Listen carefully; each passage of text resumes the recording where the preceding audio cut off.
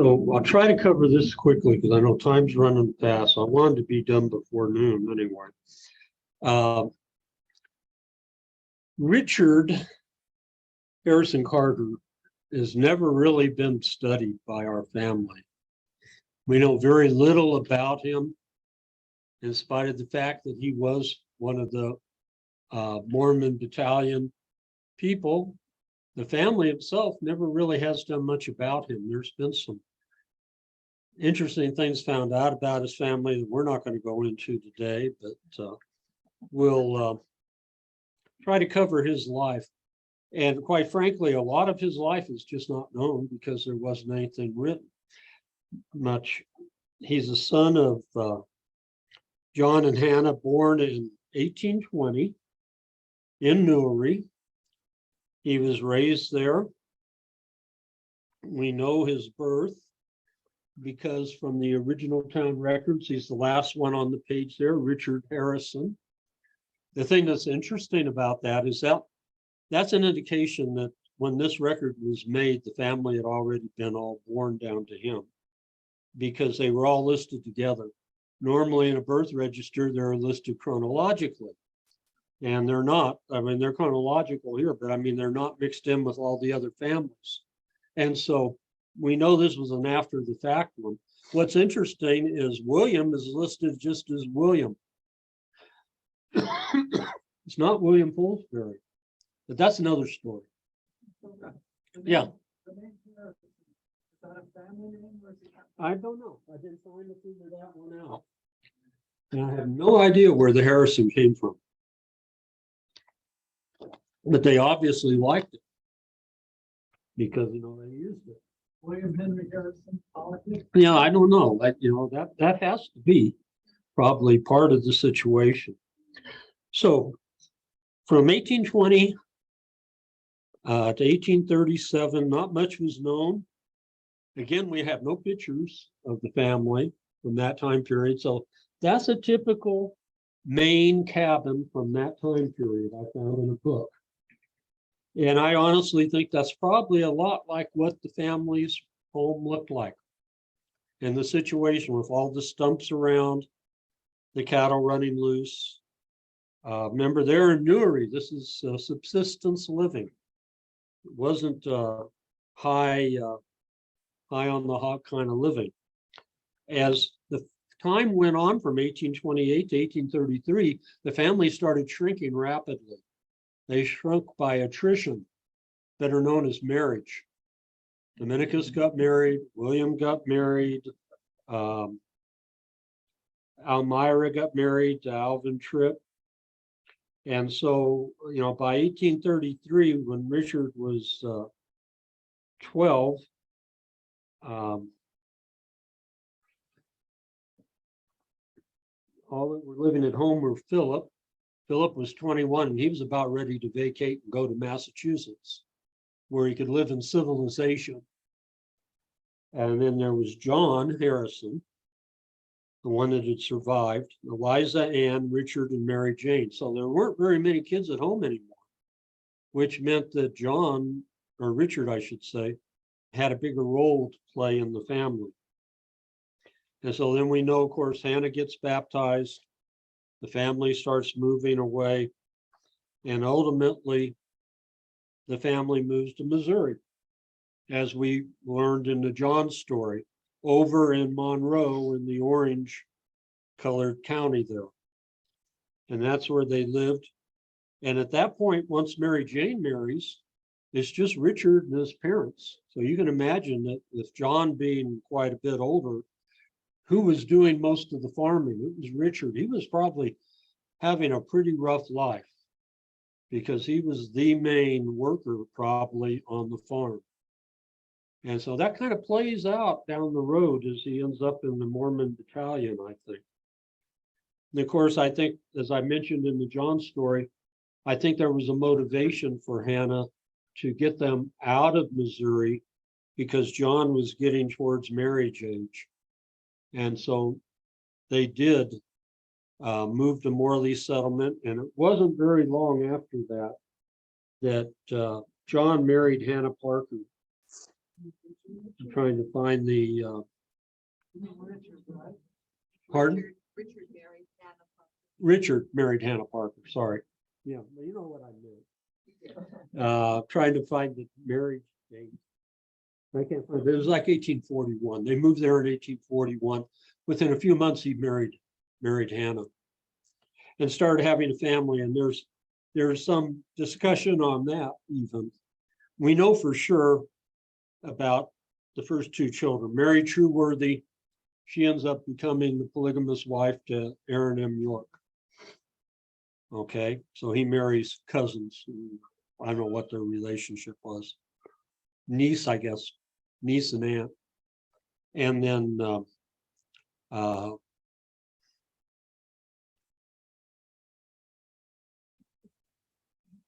Samuel. Yeah, I couldn't read it. Samuel, the picture of the gentleman there. He lived long enough to live here in Utah. So Samuel and Mary Trueworthy lived to adulthood. But there also was another child, Angelina. And this has been documented through what they call the Nauvoo project the church is running, where they're trying to clean up the records of Nauvoo, that there was a third child born there in Nauvoo named Angelina, or in the Nauvoo area. Actually born down in Lima, just over the county line from where the Carter properties were. And Angelina lived only a short time, and when they were expelled from Illinois, she died over in Iowa in Mount Pisgah. And she's buried there, and you see a stone. This was documented through the Nauvoo project church ran. And her name's on that stone, is Angelica, I think it is, Carter. And so she died there, and that was where Hannah Parker lived after Richard left on his mission. And so this makes a lot of sense that her child that died young would be buried there. And it's interesting that the fourth child in this family, who really wasn't a child of Richard's at all because he was born too late, he did the temple work for that little girl because he knew who she was. So that brought even more validation to the fact that she was there. So we reached that point where, you know, the prophet's been killed, the temple's being used, and we know that at least Richard was still there in February of 1846, because he and Hannah were took out their endowments on February 6th, I think it was, or 7th, 1846. So they were still there, one of the last days that the temple was open. There was no record of them being sealed. There's no sealing record for them, but their endowments were done there. So the family, at least that part of the family, was still there. I'm thinking that Hannah probably was still there too and didn't leave until her son left. That just, to me, resonates. So probably Dominicus and Hannah were still there waiting for Richard to get through the temple, and then they could leave. And so I don't know if they left going across the frozen river or if they crossed the river on a barge. I don't know, because we don't know for sure exactly when they left. When the first saints left, the river was frozen. And you could actually just ride a wagon across. That'd be a frightening thought to me, crossing the Mississippi River on a wagon on ice. There's, you know, a lot of water underneath that. But if not by barge, then they either had the choice, if they got there early enough, they had to plow through snow to get across Iowa. This was no fun trip. Or if they waited long enough, the snow melted and turned to mud, and they had to plow through mud. Either way, it was a horrible experience for the saints just to get across the state of Iowa from the eastern side to the western side, because that's where they ended up. We know that they made it in time for the Grand Encampment, which is where the saints first went to when they got to winter quarters, as we call it now. They would just pull up and line up in this long encampment, which was, I think, like 2 miles wide and 8 miles long. And the new people just plowed into the back end of the prior group, and they just stacked up there, and that's where they were camping. And that's where the story of the Mormon Battalion begins. In 1845, the United States annexed Texas. Didn't go over very well with the Mexicans. And on April 26, 1846, while the Saints are out plowing their way across Iowa, the Mexican War begins. The Mexican-American War begins. So now the Americans need soldiers. They need soldiers out west. Otherwise, they're going to have to ship them across the country to get them there. And who's out west? Well, there's these Mormons who we've driven out of the United States, who hate our guts. I don't know if that's a really fair way to say it, but there was animosity among the saints towards the government for obvious reasons. The federal government had twice rejected Joseph's pleas for redress. He knew the state governments didn't care about us. And so there was some real unhappy feelings, let's just say that, between the Mormons and the government.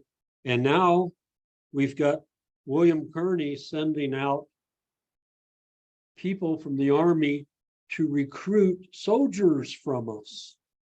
And it becomes one of the kind of strangest symbiotic relationships you'll ever see in history, where you have two groups that don't like each other, but they need each other. And we really needed them because we needed money. The Saints were broke. They were poor. They needed funds. And this was going to be a way to get funds. Over $30,000 were given to the Mormon Battalion people to get them started. And most of that was turned back to the church. And they just went with the clothes that they wore and things like that without buying the things they were supposed to buy. And so it became a real kind of strange symbiotic relationship there, but it worked in the end for both sides. It did, in fact, slow us down. We did not leave for Utah that year because there was not enough men left. We didn't have the money. It was too late in the year. Everything worked against us. And that's why you celebrate the days of 47, not the days of 46, because the whole thing got held back a year. And it was probably for the better. In the end, it was probably the best thing that could have happened. So, Kearney hired a guy, Captain Allen, to actually sign up the Saints. And so he got together with Brigham Young. The picture on top represents a dramatic, rendition of the brethren signing up for Captain Allen's group. Now, Captain Allen said, you're probably not going to see any action. This is really, you're just coming to kind of be a support group. Now, that's true. What he failed to say was the other half of it, where what he should have been saying was that you're going to go through extreme conditions. The battalion would encounter a trek over a trail that was much more challenging than the Mormon trail. The bulk of the Saints would take to Utah. The battalion route was through deserts where food and water were scarce. They had limited rations. They struggled with their wagons through sand and hilly, unproved paths. Considering the arduous nature of their travels, it's amazing the battalion members didn't succumb more to this trek than did. This was an actual description of what they were getting into. I was fortunate.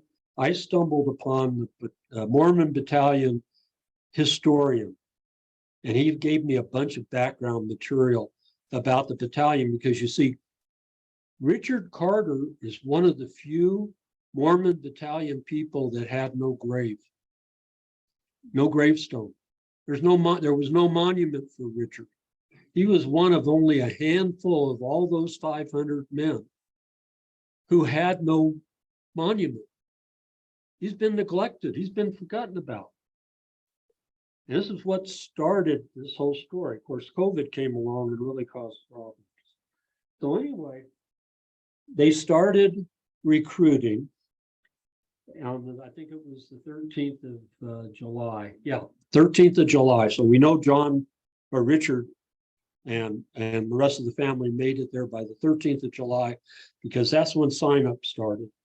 They continued on the 14th and 15th until there were 4 full companies. A company was 100 men. So at that point, there were 400 men. Richard was in the second company, so he was within the first 200 to sign up because he was in company B. And in fact, the paper on the left-hand side is his actual muster roll from Council Bluffs. And it's one of his memories and family search now. It was found over on Vote 3.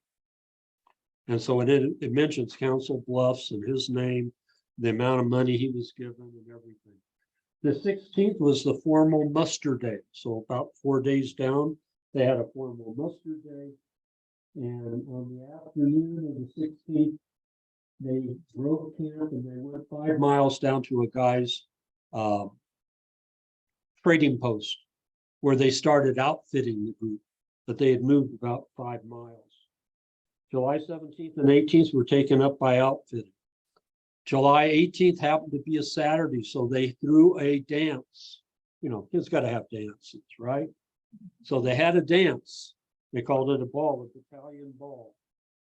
And I would imagine that John or Richard's family probably came down. Some of his siblings may have come down.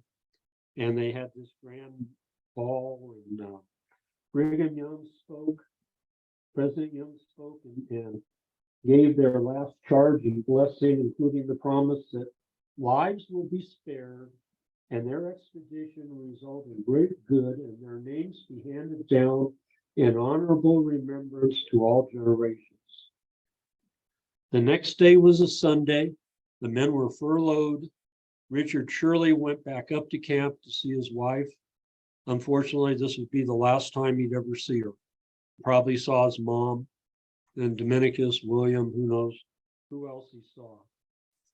Then on the 19th, he had to go back, and they officially marched off on the night of the 22nd and 23rd. And they left for Leavenworth. Yes. Did any of the other brothers sign up? No, only Richard. And I think the others were older or wiser. I don't know. But anyway, yeah, only Richard signed up. 1846. 1846. Okay. 19 or 20 members, they're not even positive, either 19 or 20, depending on how you want to count, actually died during this trip. They all died from disease or accidents. And you have to consider the extreme conditions, malnourishment, heat exhaustion, overexertion, and all those kinds of things. 2 different SIP detachments were sent back to Pueblo, Colorado. Once they were down in New Mexico, they sent 2 SIP detachments back, and they were sent to Pueblo and then on to Utah, or a few of them were actually taken back to Iowa. Richard was put in Lieutenant Willis's Pueblo detachment of the 6th. So he was sent back with Lieutenant Willis. We are very fortunate in that Lieutenant Willis kept a journal. And his journal is preserved in the church historian's office. And a letter that he wrote in 1849. So a few years after the fact, he wrote about it. And this historian for the Mormon battalion group was kind enough to lead me to all these neat things that we have. Okay, so I'm not going to read a lot of the early stuff. I'll get down to where we're near the end. And they're talking now. This is the 6th detachment heading back north up the Rio Grande River, heading towards Albuquerque, Santa Fe, and then Pueblo, Colorado is where they were heading for. We marched 2 more days without meeting any accident. That tells you right there how bad the trip was. If they could make 2 days, it was worth making a note that things went okay for 2 days. The night of the 15th, remember, he dies on the 19th. On the night of the 15th, or 16th, if you count after midnight, the night of the 15th, 16th, we camped as usual. Brother Elijah Freeman was that night taken very ill. We hauled him the next day, the 17th, in our wagon. He suffered extremely this night, camped as usual, and lay by the next day, so they didn't go anywhere on the 18th. For the benefit of Brother Freeman, whose groans and lamentations could be heard throughout the entire day, it was very cold and snow the next day, the 19th. We resumed our march. This day we halted for Brother Freeman to die. What a horrible sentence to have to write. We halted so that Brother Freeman could die. After which we continued our march. They didn't bury him. He died, they just kept going. We continued our march till the usual time of camping and then buried his corpse. Tonight, Brother Richard Carter died the next morning. We buried him by the side of Brother Freeman. That's the whole story. That's all we know. Is that August? Pardon? Is that August? Is it August? What? Did he die? No, November. Oh, November. November, snow. 19th of November. Their graves are 4 miles south of Socorro on the Rio Grande. That's not actually accurate. It's like 2.5 miles south of Socorro. Okay. Richard had just turned 28 on the 8th of August. He died 3 months and 11 days later.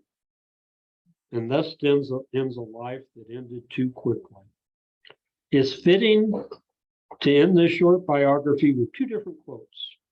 One was given by Brigham Young on the 6th of February, 1855, at the first reunion of the Mormon Battalion.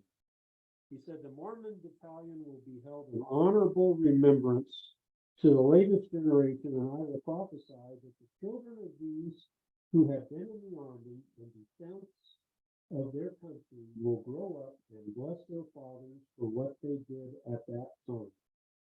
The men and nations will rise up and bless the men who win in that battalion. As the Lord lives, you will never be forgotten. Well, most of them were never forgotten. Worlds without end, but you will be held in honorable remembrance forever and ever. The other quote that I found was much more recent, given on the 1st of November, 1997 by President Hinckley, when they rededicated the Mormon Battalion monument up by the state capitol building in Salt Lake. He said, I think he's pretty accurate here. I think our people generally don't know much about the Mormon Battalion. They know a few broad brushstrokes. That's all. In my judgment, with the exception of the suffering of the handcart pioneers of 1856, the Mormon Battalion suffered more than any other body of our pioneers. And that's saying a great deal. I believe it with all my heart. Tremendous was their contribution, he exclaimed. Great was their suffering. Their loyalty can never be questioned. And their dedication, I think, was equal to that of any in all the history of our people. I think that was pretty accurate. So what happened with Richard? This, by the way, is a picture of I never could find a real good picture of what they thought the battalion was like. They're obviously stopping to get some water. And that's his last muster roll where it said he died. So we have copies of his muster roll showing all the parts of his life. Where this happened was down along the Colorado River in New Mexico. They got down near the bottom of that circle, and so many men were sick they had to start sending them back up. And so he was buried. And Socorro's that little red box way down here on the map on the right. Middle of nowhere. A cousin, Brad York, and I decided something had to happen. We needed to do something. Richard needed a monument. And so we started working on that. Now, Richard's a military veteran. He's entitled to a military headstone. There's some problems with that. They won't put one just anywhere. We couldn't say, well, let's go down along the road somewhere and plant a headstone down here 2.5 miles south of Socorro, because there's no church, there's no cemetery there. They won't put a headstone unless you're in a cemetery.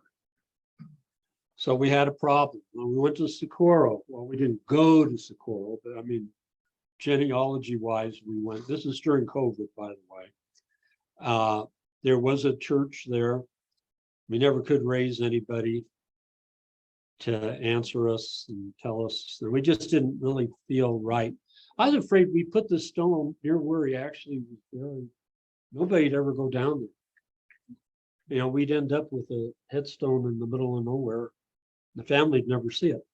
So our next option, that I thought was a good one, was to find a military cemetery. New Mexico has 4 veteran cemeteries. And there's one in Santa Fe, and he went through Santa Fe up near the top of the map, right at the very top. We wrote, we text, we emailed, we called, and you could never get an answer from those people. We spent 2 months trying to get somebody. We even went to the VFW and tried to get one of their people to see if they could raise somebody at the cemetery. I don't know how they were burying people during that time period because we couldn't get a hold of anybody. So we finally gave up and went to Sunset Memorial Park in downtown Albuquerque, right on the freeway. And those people said, we got a lot for you. We've got a place right next to the walkway, right out where everybody will be able to see this, not buried back in somewhere, but right out here next to the road and walkway. And it's just the first lot and the first plot on the first row. And it's just a perfect place for you. So we went, we had to buy the lot. That's what we used the money for a couple of years ago, if you heard that. And we ordered a stone. This, or not stone, but it's a bronze marker. This isn't the original stone marker. The original marker went back. We get a call from Sunset Park, and the lady says, "Oh my gosh, I am so furious." They said, "In memory of Richard H. Carter, Mormon, M-O-R-M-A-N, Battalion." And she at least recognized they had spelled it wrong. And so she shipped it back and said, "You get us one that's spelled right." And so they sent another one out and they got it placed. And that's Richard's memorial today. If you go to New Mexico, make sure you go through Albuquerque. Just make a little stop right in downtown. It's right where the 2 freeways in downtown cross. The cemetery's right there. And go see it. Because Richard now does have a place where people will remember him. This is the 175th anniversary last year of the Mormon Battalion. And the battalion supposedly went down through New Mexico, and they supposedly made a stop at Richard's and put a little decal on the stone. I have not seen that. I haven't been to Albuquerque yet. But that's what was supposed to happen. Question. Did they put a marker where they buried him? No, there's nothing there. They just said somewhere along the river. So I say we would have to just pick a spot and say, okay, let's just stick a stone here. That doesn't work. That's not a very good idea. Pardon? Well, I looked where the river is, and you have to get off the highway and go out on a frontage road and the river is down off frontage road a ways.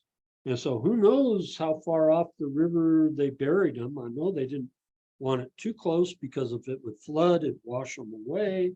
But there's no idea where the burials would be. We'd have to get our witching stick out, start walking up down the riverbed, trying to find the bodies, I guess. But we decided this was the best option. And so we got the okay with the rest of the board, and I think they charged us $1,000 for the plot. And I said, that's cheap. You know, we don't have to pay for the stone. All we got to do is just buy a plot, put the stone on. And so now he's got an official grave. What happened to his widow? Ah, boy, there's a story for you. Hannah ends up dying in Iowa. She married 2 or 3 more times, probably 2 times. She had a child out of wedlock who was named Carter, but it's not Richard's child because he wasn't born until 18 months after Richard died. So he couldn't have been fathered by Richard. And in fact, he carries York DNA, Y DNA. And so even though his last name, he went by Carter, he wasn't really a Carter. She married a Butterfield, and he buried her, I believe, in the Mount Pisgah area, because there's a letter he wrote to his family that we found that said that he buried Hannah and during that time he buried 2 or 3 of her kids. So she may have been pregnant from Richard when he left, and she had a child that died, or she was supposed to be married to this Enslow guy, and that never could happen because Enslow never came west. He was in eastern Iowa, and she was in western Iowa. So that story couldn't be true. She may have had a child or 2 by Butterfield, and they may have died. But as there's no record of any living children.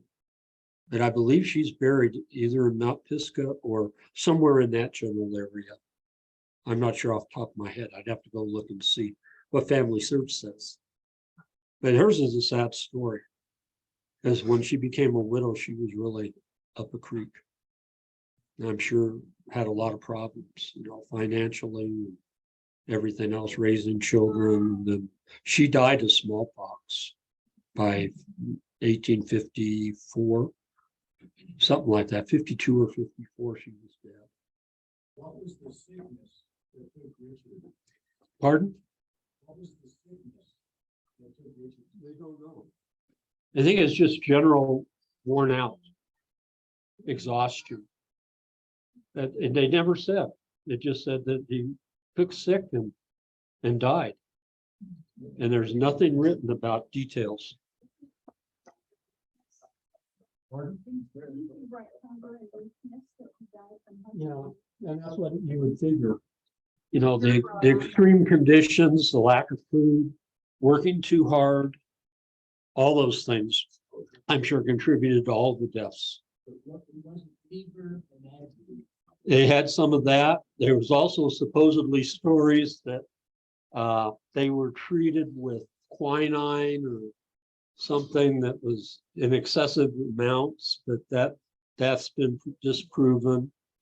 So I mean, there were some stories about it. All we know is he died, and the details we'll probably never know, unless there's some other journal out there we've never heard of.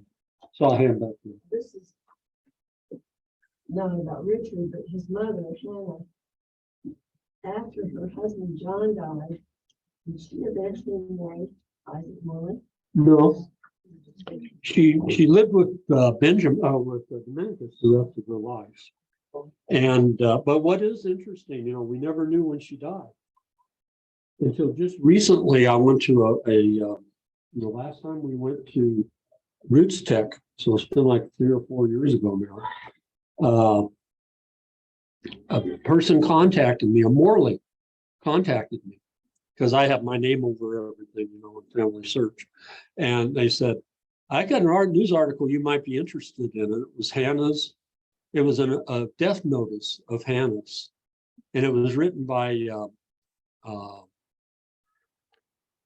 George A. Smith, not the apostle, but the apostle's father, who was also general authority, but he was the apostle over Provo. And he was writing to the Deseret News on a regular basis what he was doing down here, telling the people up in Salt Lake what was happening in Provo. And he was apparently over the Sunday schools. And so his article talked about, I visited 2 Sunday schools the other day. And oh, by the way, old faithful member of the church, Hannah Morley, died the other day. And then he goes in and describes John Carter and all the Carter kids, but he calls her Hannah Morley because she had been sealed to Isaac, but she never lived with Isaac. She lived with Dominicus, but they considered her out here in Utah as Sister Morley because that's who she was sealed to. Until the kids came along in 1902 and did the right thing and got her sealed to John. And that's all other stories to tell some other day, maybe. Yeah. Sealing date of 22 January 1846 to Morley. Yeah. Little louder. 22 January 1846 in Nauvoo to Isaac Morley. Yeah. He was sealed to 5 old ladies, as I call them, that day. They needed, what they were doing is they were sealing ladies who were considered single as far as church was concerned. Hannah was single because John was not coming with her. She was going to travel west by herself. Somebody needed to be responsible for her. So she was sealed to Isaac, and that was his responsibility, that if anything happened to her, he would take care of her. That was the extent of it. Yeah, they call these convenient sealings. And there were 4 other ladies that same day that were sealed to Isaac. They were all elderly, older ladies. So Yeah. was Isaac younger than? No, Isaac was born on that. No, he was an older guy too. Yeah. But Isaac Morley for years and years took in groups of people. He was like the sponsor, maybe. Oh, yeah. And he was a bigwig. He was one of the Council of 50. He was one of the leaders. He'd be equivalent to a 70 today. The Council of 50 was like the 70 today. He was part of that. He had been their, like their stake president, even though it wasn't called a stake president down in Morleyville. He was the patriarch. He gave Hannah her patriarchal blessing. He was a bigwig in the church. Even before that, in Ohio. Yeah, they had the Morley farm there in Kirtland where a lot of people came to settle. So Isaac was a big time guy in the church. And so these important guys were sealed to many, many people in what they call convenience sealings, not necessarily for living arrangements or any of that, but just for protection. Okay. I have found 2 separate patriarchal blessings that Isaac Morley gave. Yeah, and they're consecutive. I ordered them from the patriarch's office, and they're on the same sheet of paper, one right after the other. It's like he gave her this original blessing, which is kind of a general thing, and then turned right around. And then the second one, he starts blessing her as a daughter in Zion and be a heavenly mother of hosts. And I think this is when he got the idea that he needed to be sealed to her, because if he wasn't sealed to her, she couldn't progress. And I think it all kind of falls together at that point. I think that's that intersection of the thought and action.